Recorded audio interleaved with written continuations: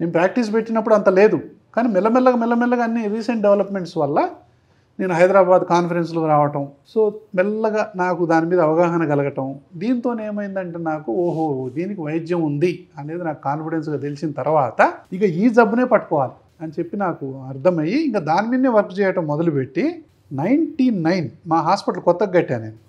November 1వ తారీఖు నాడు అది అందులో ప్రవేశం చేశాను. అక్కడికి నేను 250 గ్రాముల పాట రాయించాను ఆస్తమా మీద. ఎవరు రాయించారు పాట? ఆ పాట పోలీసెట్ అని ఒక లింగయ్య 8వ తరగతి చదివినటువంటి వ్యక్తికి నేను సబ్జెక్ట్ అని చెప్తే అందమైన పాట. ఆస్తమా శాపం కాదు అనుకుంటే నయమైపోదు, అంటు జబ్బసలే కాదు అంత మాత్రాన పోదు, ఆరోగ్యమే మహాభాగ్యమని నిజం తెలిసి నేడు, అనుకున్న వైద్యం ఉంది నేడేవాడి చూడు.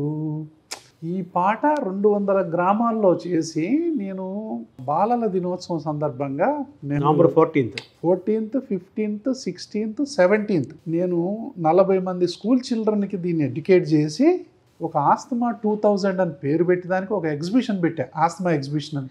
మిలియన్ ఇయర్ అది. దానికి దాదాపు 20,000 మంది పేషెంట్లు వచ్చారండి. అంటే వాళ్ళని పోలీస్ సహాయంతోనే ఆ క్యాంప్ కండక్ట్ చేయడం అనేది జరిగింది. తర్వాత అసలు ఇంతమంది బాధపడుతున్నారా దీంతో అనేది నాకు మొట్టమొదటిసారిగా అర్థమైంది బాగా. దీని మీద చాలా అప్పుడు సో బాధపడే వాళ్ళు ఉన్నారు, ఆధునిక వైద్యం అందుబాటులో ఉంది, ఈ రెండింటిని కలిపే నాదుడు లేడు. అంటే అదే ఆస్తమా ఎడ్యుకేషన్ అంటాం.